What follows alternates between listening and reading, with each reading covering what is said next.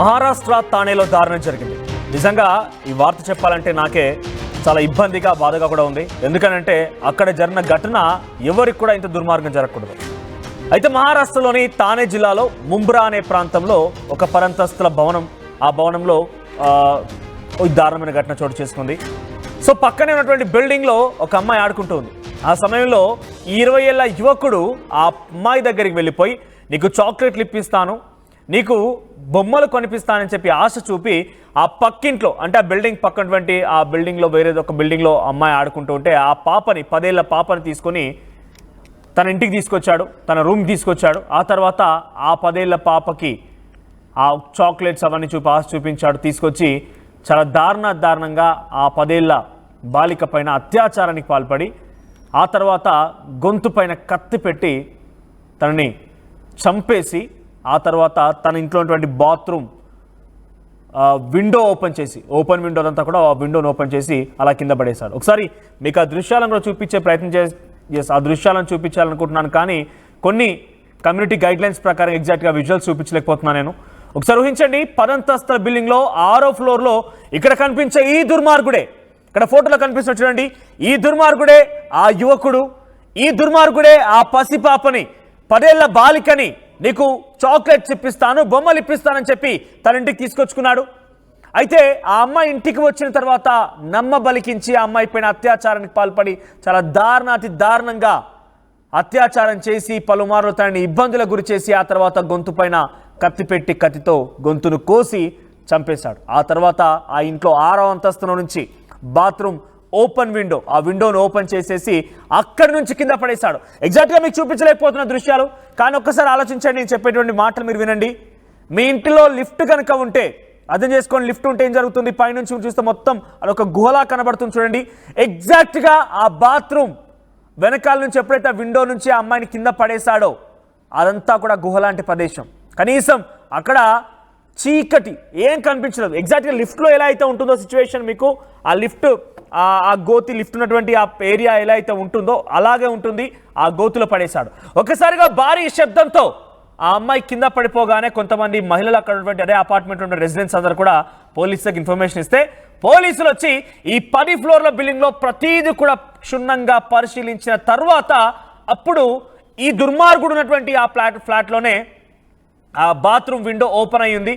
కొన్ని ఆనవాళ్ళు గుర్తించారు. అప్పుడు ఆ అమ్మాయిని కొన్ని రెస్క్యూ చేసి, ఇక్కడ ఎందుకు రెస్క్యూ అనే పదాన్ని వాడుతున్నానంటే ఆ 6వ అంతస్తు నుంచి ఆ బాత్రూమ్ నుంచి అమ్మాయిని కింద పడేశాడు కాబట్టి, లిఫ్ట్ లాంటి ఆ గుంతలో పడేశాడు కాబట్టి, ఆ లిఫ్ట్ లాగా ఉంటుంది ఆ ప్రాంతం అంతా కూడా, ఆ గుంతలో పడేశాడు కాబట్టి ఆ అమ్మాయిని బయటికి తీసుకోవడం కోసం చాలా శ్రమించారు. ప్రస్తుతం పోస్ట్ మార్టం పూర్తయింది. ఆ అమ్మాయి పైన చాలాసార్లు అత్యాచారానికి దుర్మార్గుడు పాల్పడేట్టుగా తెలుస్తోంది. చాలాసార్లు దుర్మార్గంగా అత్యాచారం చేసి ఆ అమ్మాయిని హతమార్చాడు. ఆ తర్వాత గొంతు కోసి చంపేశాడు. ఈ ఘటన మొన్న సోమవారం రోజు రాత్రి 11:45 నిమిషాలకి పోలీసులకు సమాచారం ఇస్తే చాలా శ్రమించి మంగళవారం రోజున ఉదయానికల్లా ఆ అమ్మాయి యొక్క మృతదేహాన్ని వెలికి తీశారు బయటికి. ఆ తర్వాత పోస్ట్ మార్టం రిపోర్ట్ చూస్తే ఇలా బయటపడింది. సో ఈ దుర్మార్గం ఏం చేయాలి ఇప్పుడు మీరు చెప్పండి. 10 ఏళ్ల బాలికని పాపం తన ఇంటి దగ్గర తానే ఆడుకుంటూ ఉంది, ఏదో అక్కడ తిరుగుతున్న అమ్మాయిటువంటి ఆ బాలికను తీసుకొని ఇక నేను బొమ్మలు కొనిపిస్తాను, చాక్లెట్లు ఇప్పిస్తానని చెప్పి ఇంటికి తీసుకొచ్చి ఇలా దుర్మార్గానికి పాల్పడ్డాడు. అయితే ఆ మహిళలందరూ కూడా ఎవరైతే చూసారో, మొదటగా మా యొక్క అమ్మాయి మృతదేహాన్ని చూసారో, అలా పడిపోయిన శబ్దాన్ని విన్నారో, వారు ఆ అమ్మాయిని ఎప్పుడు గమనించలేదట. వారెవరికి అనుమానం కూడా రాలేదు, ఈ దుర్మార్గుడే ఈ పనికి పాల్పడి ఉంటాడు, ఈ దుర్మార్గుడు ఇలా చేస్తుంటాడు, ఎవరికి అనుమానం కూడా రాలేదు. పోలీసులు 10 అంతస్తులు పూర్తిగా క్షుణ్ణంగా ప్రతి ఫ్లాట్ను పరిశీలిస్తే అప్పుడు ఈ దుర్మార్గుడి ఇంట్లో అక్కడ ఇన్ఫర్మేషన్ దొరికింది. అప్పటి వరకు యాక్ట్ చేశాడట. పోలీసులు ఇంతకీ ఏం జరిగిందనే విషయం అపార్ట్మెంట్లో హడావిడి ఉంటుంది ఎట్లా డెఫినెట్గా. సో హడావిడి అంతా చూసేసి ఏం తెలియనట్టుగా అమాయకంగా నటించాడట. సో ప్రస్తుతం అమాయకంగా నటించినటువంటి ఈ వ్యక్తి పైన పోలీసులను తప్పుదో పట్టించే విధంగా కూడా చేసినట్టుగా కేసు నమోదైంది. పోక్సో యాక్ట్ కింద కేసు నమోదైంది. సో ప్రస్తుతం వివిధ సెక్షన్ల కింద ఆయన పైన కేసు నమోదైంది. ఇది ముంబ్రా ఏరియాలో ఒక 10 అంతస్తుల బిల్డింగ్ దగ్గర సామ్రాట్ నగర్ అనేటువంటి ఈ ప్రాంతంలో ఈ ఘటన చోటు చేసుకుంది. సోమవారం రోజు 11:45 సమయంలో పోలీసులకు ముందుగా సమాచారం ఇస్తే ఆ సమాచారం పోలీసులు అక్కడికి చేరుకొని పరిశీలించిన వెంటనే ఆ డిజాస్టర్ మేనేజ్మెంట్కి ఫోన్ చేశారు రెస్క్యూ ఆపరేషన్స్ నిమిత్తం. వాళ్ళు అక్కడికి చేరుకొని ఆ మృతదేహాన్ని మరుసటి రోజు అంటే మంగళవారం రోజు ఉదయాన్నే ఆ మృతదేహాన్ని బయటికి తీశారు.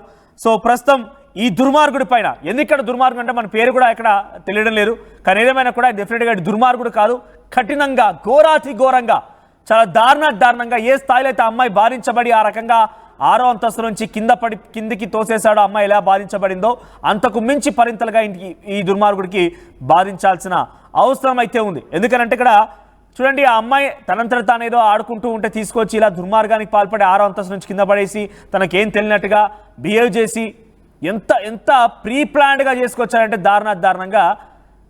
నిజంగా ఇటువంటి చెప్పాలంటే కొన్ని సందర్భాలు ఇబ్బంది కూడా అనిపిస్తుంది.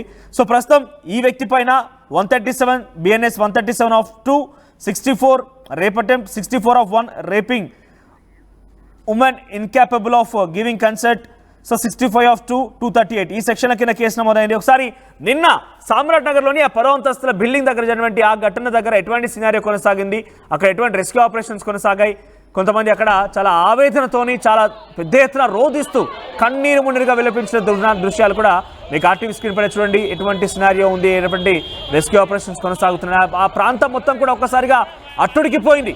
ఏంటి 10 ఏళ్ల బాలిక పైన ఇంత దుర్మార్గంగా అత్యాచారం చేయడమే కాకుండా 6వ అంతస్తు నుంచి తోసేయడమా, కింద పడేయడమా, ఈ దుర్మార్గానికి పాల్పడేటువంటి ఆ దుష్టుడిని ఏం చేయాలి?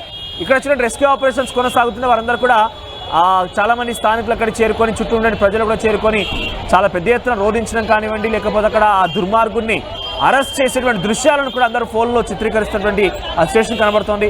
ఒకసారి అక్కడ ఏం జరిగిందో చూద్దాం.